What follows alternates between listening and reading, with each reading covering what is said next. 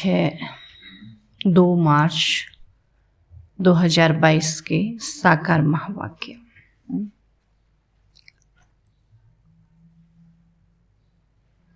आज बाबा बोले, मीठे बच्चे, तुम्हें निश्चय है, तुम्हें निश्चय है कि हम संगम पर भविष्य की कमाई के लिए पढ़ते हैं। तुम्हें निश्चय है कि हम संगम पर भविष्य की कमाई के लिए पढ़ते हैं।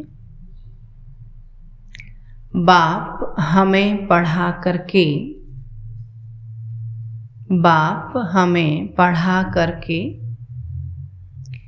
21 जन्मों का वर्षा देते। हमें पढ़ा करके 21 जन्मों का वर्षा देते। प्रश्न है, अपने आप पर कृपा व आशीर्वाद करने की विधि क्या है? अपने आप पर कृपा व आशीर्वाद करने की विधि क्या है? उत्तर है, अपने आप पर कृपा व आशीर्वाद करने के लिए, अपने आप पर कृपा व आशीर्वाद करने के लिए बाप की पढ़ाई रोज पढ़ते रहो। बाप की पढ़ाई रोज पढ़ते रहो। कभी भी संगदोष में आकर पढ़ाई में गफलत नहीं करो। संगदोष में आकर पढ़ाई में गफलत नहीं करो। जो सदा श्रीमत पर चलते हैं, जो सदा श्रीमत पर चलते हैं, वह अपने आप पर कृपा करते हैं। जो सदा श्रीमत पर चलते हैं, वह अपने आप पर कृपा करते हैं। उन्हें बाप की भी आशीर्वाद मिलती रहती है। उन्हें बाप की भी आशीर्वाद मिलती रहती है। गीत है, मैं एक नन्हा सा बच्चा हूँ, प्रभु जी मेरी लाज रखो। मैं एक नन्हा सा बच्चा हूँ, प्रभु जी मेरी लाज रखो। ओम शांति। शिव भगवानुवाच। जब मनुष्य गीता सुनाते हैं तो हमेशा कहते हैं साकार कृष्ण भगवानुवाच, है ना। तो बाप आकर समझाते हैं कि तुमको अब मैं राजाई प्राप्त करा रहा हूँ इस राजयोग और ज्ञान द्वारा। कृष्ण तो था ही सतयुग का प्रिंस। तो मुख्य है यह भूल गीता में, जो बाप की जगह बच्चे का नाम डाल दिया। तो तुम बच्चे जानते हो शिव भगवान हमको पढ़ा रहे हैं इस शरीर द्वारा। तो शिव जयंती भी गाई जाती है। यूं भी जन्मदिन मनाया जाता है और आत्मा का तो एक ही नाम चला आता है। तो बाबा कहते हैं, मैं गर्भ से जन्म नहीं लेता हूँ, मैं साधारण शरीर में प्रवेश करता हूँ। आत्मा जब शरीर में प्रवेश करती है तो अंदर चुरपुर करती है ना। मालूम पड़ता है कि अंदर आत्मा ने प्रवेश किया है। कहते हैं ना, गर्भ में हलचल होती है तब पता पड़ता कि अभी आत्मा आ गई। बच्चे के ऑर्गन्स चलने लगते हैं तो यह बात अच्छी रीति समझनी है। और जो भी मनुष्य सुनाते हैं वो कब ऐसे नहीं कहते कि हम आत्मा तुमको समझाते, है ना। वो तो अपने को देहधारी समझ के समझाते, देहधारियों को समझाते। बाबा कहते वह प्रसिद्ध हैं शरीर से, ना शरीर का नाम लेते हैं, शरीर को देखते हैं, शरीर को याद करते हैं। अब यह बाबा तो विचित्र है, इनको अपना शरीर नहीं है। शरीरधारी को कभी भगवान नहीं कहना चाहिए, स्थूल या सूक्ष्म कोई भी हो, है ना। जैसे ब्रह्मा विष्णु शंकर का सूक्ष्म शरीर है तो वो भी भगवान नहीं। तो आत्मा इन ऑर्गन्स द्वारा याद करती है परम पिता परमात्मा को। वह तो बैठकर मनुष्यों के बनाए हुए शास्त्र सुनाते हैं। तो यहाँ यह नई बात है। भगवानुवाच, भगवान कौन? जिसको सब भगत हे भगवान कहकर याद करते हैं। ब्रह्मा विष्णु शंकर के तो नाम जानते है ना, बाकी भगवान का नाम तो कोई नहीं जानते। हे ब्रह्मा हे विष्णु कह पुकारते हैं तो वह हैं देवताएं। भगवान कहने से निराकार ही याद आते हैं, तो निराकार परमात्मा की ही बंदगी करते हैं। तो वह कहते हैं मैं भी हूं आत्मा परंतु सुप्रीम हूं। मेरा भी चित्र बनाते हैं। सोचो, निराकार का भी चित्र बनाते हैं। तुम आत्माओं के भी चित्र बनाते हैं। मंदिरों में बड़ा शिवलिंग भी रखते हैं और छोटे शालिग्राम भी, जिससे सिद्ध होता है कि वह आत्माएं हैं एक परमात्मा के बच्चे। जो शालिग्राम है वो बच्चे हो गए शिव परमात्मा। तो बाप हमेशा बच्चों से बड़ा होता है, इसलिए बड़ा लिंग बनाते हैं। बाकी रूप में बड़ा नहीं, कर्तव्य में बड़ा है ना। बाबा कहते इसलिए बड़ा लिंग बनाते हैं। वास्तव में मैं कोई शालिग्राम बड़ा नहीं हूं। आत्मा साइज में छोटी बड़ी नहीं होती है। मनुष्य छोटा बड़ा होता है ना। मनुष्य का साइज बड़ा छोटा हो सकता, आत्मा का नहीं। बाकी आत्मा जैसी तेरी वैसी मेरी। पर मेरी आत्मा परम है, परे ते परे परम धाम में रहने वाली है। तो ऊंचे ते ऊंचा परम पिता परमात्मा मनुष्य सृष्टि का बीज रूप है। बीज रचयिता को कहा जाता है। जैसे जड़ बीज लगाया जाता है, उससे पहले झाड़ निकल आता है। अब कहते बीज से ही झाड़ निकलता ना। वैसे आत्मा का रूप देखो कैसा है, और झाड़ कितना बड़ा है। बाकी आत्मा का रूप कैसा है।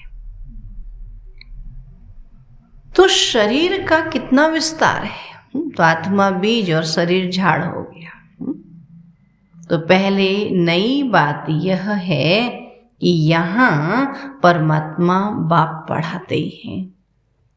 ऊंचे ते ऊंच भगवानुवाच, तो जरूर इम्तिहान भी ऊंचे ते ऊंचा होगा। तो भगवान कहते हैं मैं तुमको राजयोग सिखलाता हूं, जिससे भविष्य 21 जन्मों के लिए तुमको देवता बनाते हैं। बाबा कहते 21 जन्मों के तुमको देवता बनाता हूं। फिर उनमें तुम सूर्यवंशी बनो या चंद्रवंशी बनो ना। बनना तो अपने हाथ में है ना। मर्तबे तो बहुत है। यह सारी राजधानी स्थापन होती है और यह संगम युग है। पापा कहते हैं अभी संगम युग चल रहा है। तो बाप समझाते हैं कि तुम इस जन्म के लिए नहीं पढ़ते है ना। यहाँ पढ़ेंगे यही डिग्री मिलेगी नहीं, यहाँ पढ़ेंगे आगे 21 जन्म डिग्री मिलेगी। तो यह है भविष्य की कमाई, और जो भी कुछ करते हैं वह सब इस जन्म के लिए ना। तो इस जन्म के लिए भी करना है तो 21 जन्मों के लिए भी करना है। ये नहीं कि इसी जन्म में गुम हो जाना, आगे नहीं करना है ना। तब आपके दोनों के लिए कमाई करनी है। तो मनुष्य समझते हैं आगे का अभी क्यों सोचें, जो होना होगा देखा जाएगा।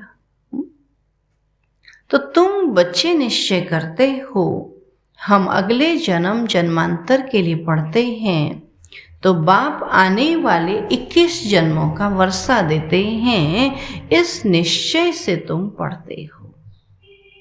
बिगर निश्चय कोई यहाँ बैठ ना सके। यहाँ कोई पंडित आदि नहीं पढ़ाते, यहाँ पढ़ाने वाला निराकार शिव है। परंतु निराकार भगवान पढ़ाते हैं तो आत्मा को खुशी होती है कि हमको बेहद का बाप पढ़ाते। इनको अपना मनुष्य तन तो है नहीं, तो खुद कहते हैं कि मुझ निराकार को इस ब्रह्मा तन में ही आना है। और यह अनादि बना बनाया ड्रामा है और तुमको बुद्धि में सारा याद आता है। मूल वतन में हम आत्माएं रहती हैं और कोई मनुष्य की बुद्धि में यह नहीं आता होगा कि हमारी आत्मा परम धाम में बाप के साथ रहने वाली है, जिसको ब्रह्मांड कहते हैं। हम आत्मा हैं बिल्कुल छोटा स्टार, पूजा के लिए बड़ा बनाया है। बाबा कहते रूप तो बहुत सूक्ष्म है, लेकिन पूजा कैसे करे इसलिए बड़ा बनाया है। बाकी इतनी बड़ी आत्मा यहाँ भ्रकुटी में तो बैठ न सके। कहते हैं भ्रकुटी के बीच चमकता है अजब सितारा। तो स्टार कितना छोटा है। तो यह बना बनाया अविनाशी ड्रामा है, बना हुआ भी है और फिर से बना भी रहे, है ना। तो हर एक आत्मा में अपना अपना अविनाशी पार्ट नुधा हुआ है, जो हर एक अपना अपना पार्ट रिपीट करता है। इसमें जरा भी फर्क नहीं पड़ सकता है। फिल्म में जो एक बार पार्ट हुआ वह फिर रिपीट होगा। इसमें भूल चूक हो नहीं सकती। तो यह बातें बिल्कुल नई है। कोटों में कोई ही समझते है ना। 8-10 वर्ष वाले भी पढ़ाई को छोड़ देते। बाबा के इतना ही पढ़ा होगा कल्प पहले भी। संग दोष लग जाता है। तो यह पढ़ाई ऐसी है जो जहां तक जीते रहो वहां तक पीते रहो। अंत तक यह पढ़ाई चलती रहेगी। पढ़ते पढ़ते बाबा कहते शरीर छूटे, पढ़ाई छोड़ के शरीर छूटे नहीं, अंत तक पढ़ाई चलती रहेगी। तो यह पढ़ाई हम आने वाले 21 जन्मों के लिए पढ़ते हैं। तो बच्चों को यह नशा चढ़ता है कि हमको भगवान पढ़ाते हैं। कोई राजा का बच्चा हो और राजा ही बैठ उनको पढ़ावे तो कहेंगे हमारा बाबा महाराजा हमको पढ़ाते। तो यहाँ है पतित पावन बाप जो हमको पढ़ाते, राजयोग सिखाते हैं। तो अंदर सदैव बहुत खुशी रहनी चाहिए। हम गॉडली स्टूडेंट गॉड फादर परम पिता परमात्मा से स्वर्ग का स्वराज्य ले रहे हैं। तो कितनी सहज बात है। परंतु इस पढ़ाई में माया के विघ्न भी बहुत पड़ते हैं। बाबा कहते चलते चलते पढ़ाई को छोड़ भी देते हैं। यह रूहानी पढ़ाई रोज पढ़नी पड़े, इसके लिए ही यह टेप आदि का प्रबंध रखा है।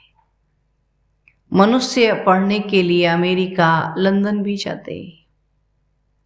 अब यहाँ तो घर में रहने वाले पूरा नहीं पढ़ते। बाबा कहते बाहर जाकर भी इतना पढ़ते हैं और ये तो घर में रह के भी पढ़ सकते। बाबा कहते बाबा के घर में रहते तो भी नहीं पढ़ते। घर में रहने वाले भी पूरा नहीं पढ़ते, समझते ही नहीं कि परमात्मा हमको राजयोग सिखला रहे हैं।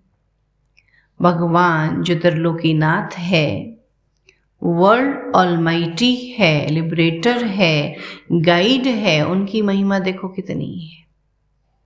परंतु बाप को तुम्हारे में भी कोई विरले जानते, सब नहीं जानते।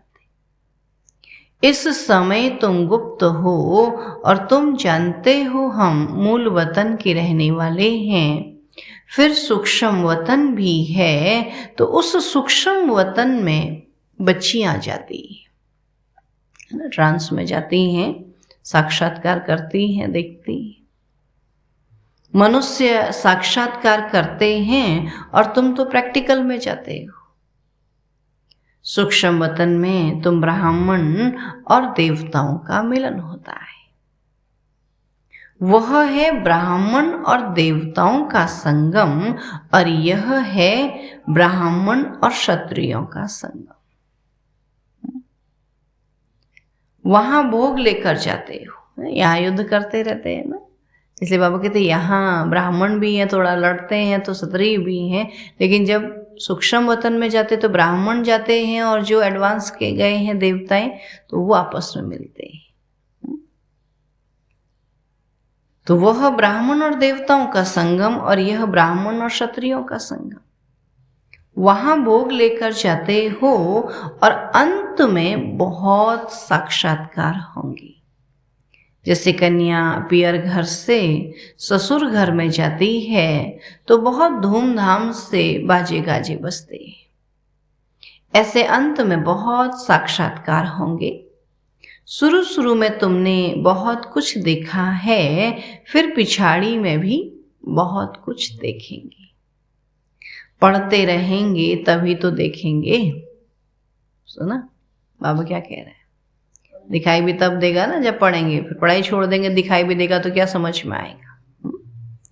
अगर कोई का कर्म बंधन नहीं है तो पढ़ाई पर पूरा ध्यान देना है। कोई का कोई मर जाता है, समझा जाता है कि अब यह अच्छी तरह से पढ़ सकेंगे क्योंकि बंधन छूट गया। अब खूब पुरुषार्थ करो, अच्छा पद पाओ। अभी तो फ्री है ना, कोई रोकने वाला नहीं है। तो यह नॉलेज बड़ी वंडरफुल है।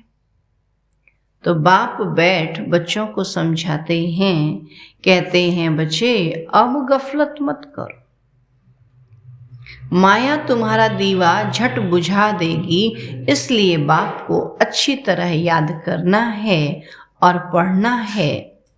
और जब तक यहाँ बैठे हो तो डायरेक्ट सुनने से नशा चढ़ता है ना। बाबा के घर में बैठते हैं तो नशा चढ़ता है, बाहर गए तो नशा गुम हो जाता है।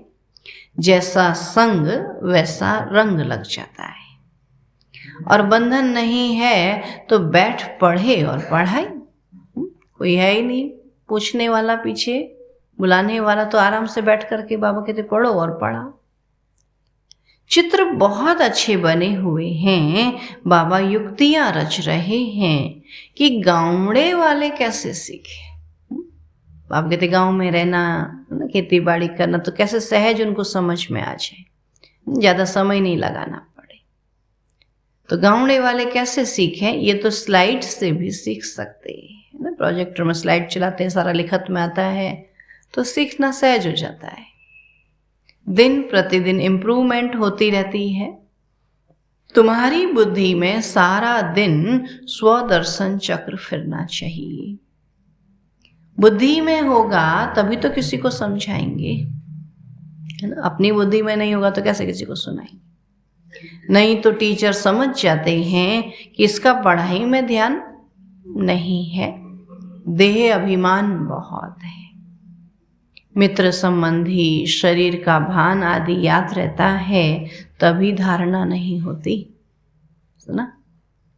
फिर हम कहेंगे, बाबा क्या कहता, फिर हम कहेंगे तकदीर में नहीं है। वो कहते हैं हमको याद नहीं रहता, बाबा कहता तकदीर में नहीं। कितना माथा मारते हैं तो भी श्रीमत पर नहीं चलते। बच्चे पूछते हैं बाबा क्या होता है, कि हमको याद क्यों नहीं रहता है, क्या होता है? बाबा कहेंगे तुम ठीक पढ़ते नहीं हो, इसमें आशीर्वाद की तो बात ही नहीं। हम पढ़ाते हैं और तुम अपने ऊपर पढ़ने की कृपा करो। श्रीमत पर चलना यही कृपा है। नहीं चलते गोया अपने ऊपर अकृपा कर श्रापित करते हैं। तो बाप से वर्षा न ले, रावण की मत पर चल अपने को श्रापित करते। बाप तो वर्षा देने आए, आशीर्वाद करते हैं चिरंजीवी भव, जीते रहो अर्थात स्वर्गवासी भव। तो स्वर्ग को ही अमरपुरी कहा जाता है। अमरनाथ ही ऐसी आशीर्वाद करते हैं। अमरपुरी के देवताएं पवित्र थे ना, सतयुग के देवताएं सब पवित्र थे ना। हद के संबंधों आदि से मोह का त्याग करना ही है और अभी बाबा के पास जाना है। जब इस दुनिया से मोह का त्याग करेंगे तो सहज जा सकेंगे ना।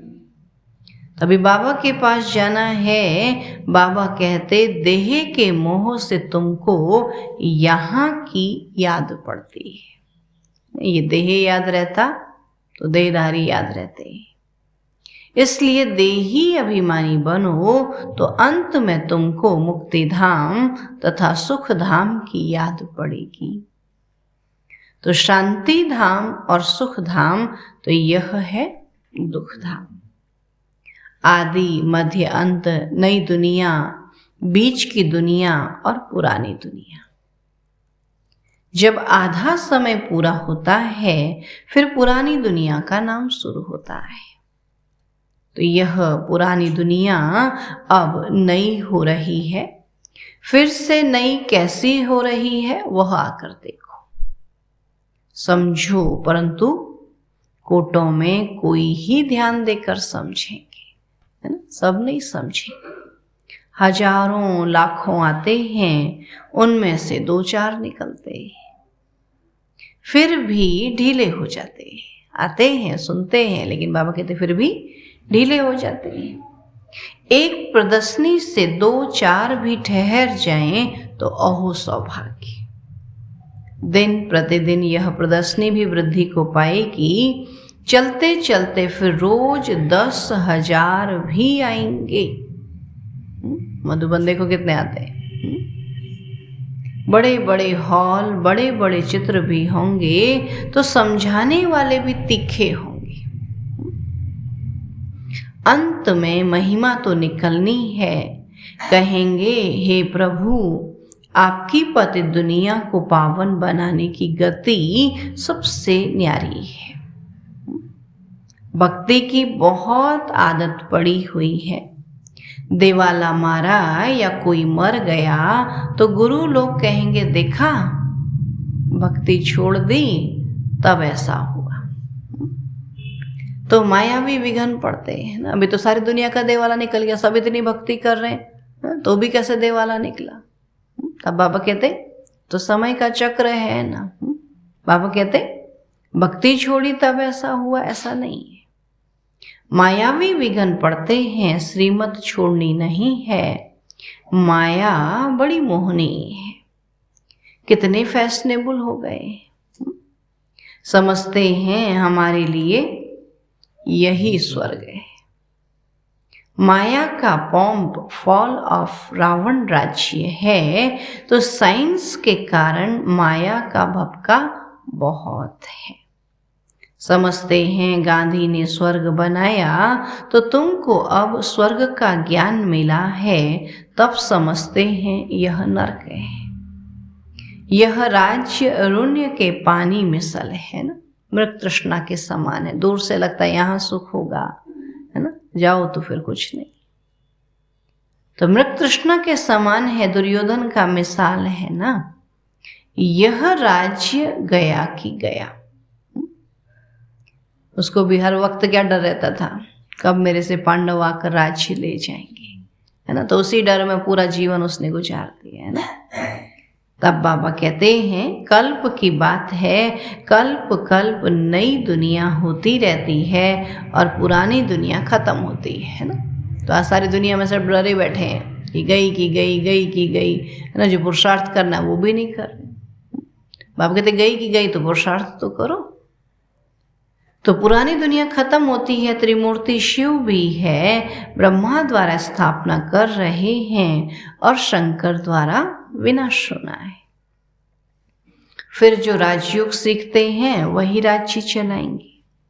तो दैवी राज्य स्थापन कर उनकी जन्म जन्मांतर पालना करते हैं।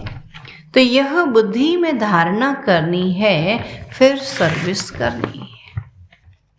सच्ची गीता के तुम पाठी हो, सुनना सुनाना कांटों को फूल बनाना।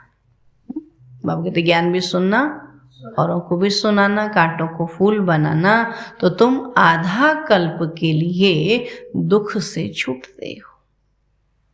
जैसे इतवार के दिन सभी की छुट्टी होती है ना, उस दिन सारे काम धंधे से छूट जाते हैं ना। भाई लोग तो छूट जाते, माताओं का तो बढ़ जाता है ना। उनको छुट्टी मिलती है ऑफिस जाने से, बाकी घर का काम तो वैसे ही रहेगा ना। तो बाबा कहते हैं इतवार के दिन छुट्टी होती है सभी की, ऐसे आधा कल्प तुम दुख से, रोने पीटने से छूट जाते हो। अच्छा, मीठे मीठे सिकी लधे बच्चों प्रति माता पिता बाप दादा का याद प्यार और गुड मॉर्निंग। रूहानी बाप की रूहानी बच्चों को नमस्ते। हम रूहानी बच्चों की रूहानी बाप दादा को नमस्ते नमस्ते नमस्ते।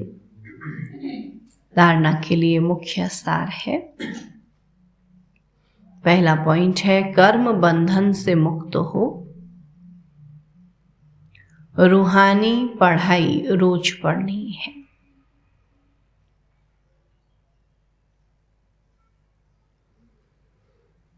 कर्म बंधन से मुक्त हो, रूहानी पढ़ाई रोज पढ़नी है।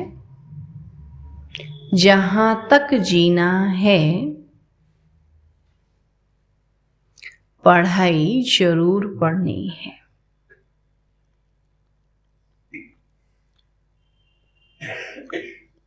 जहां तक जीना है पढ़ाई जरूर पढ़नी है। दूसरा पॉइंट है हद के संबंधों व देह से, हद के संबंधों व देह से मोह का त्याग कर,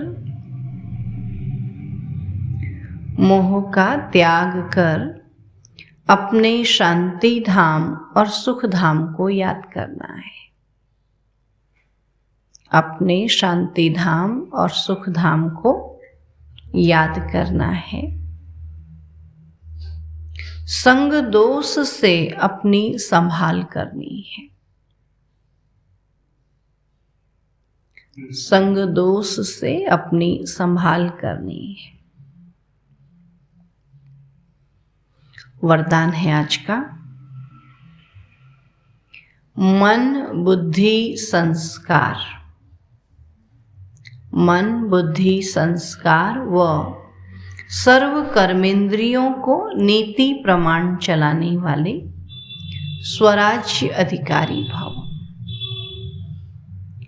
नीति प्रमाण चलाने वाले स्वराज्य अधिकारी भव। बाबा कहते हैं कि स्वराज्य अधिकारी आत्माएं अपने योग की शक्ति द्वारा हर कर्मेंद्रिय को ऑर्डर के अंदर चलाती हैं।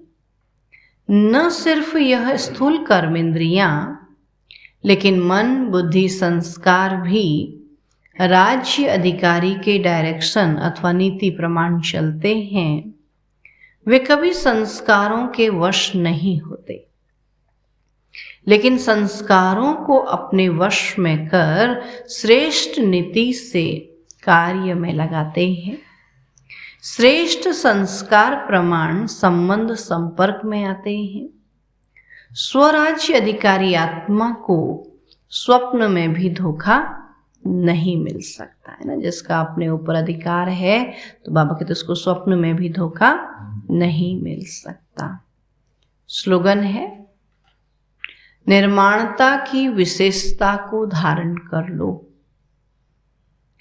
निर्माणता की विशेषता को धारण कर लो तो सफलता मिलती रहेगी। निर्माणता की विशेषता को धारण कर लो तो सफलता मिलती रहेगी। बाबा के जितना निर्माण बनेंगे उतना निर्माण करेंगे। मान सम्मान की इच्छा नहीं होगी तो नया नया कार्य कर सकेंगे। तो आज का अव्यक्त सारा है।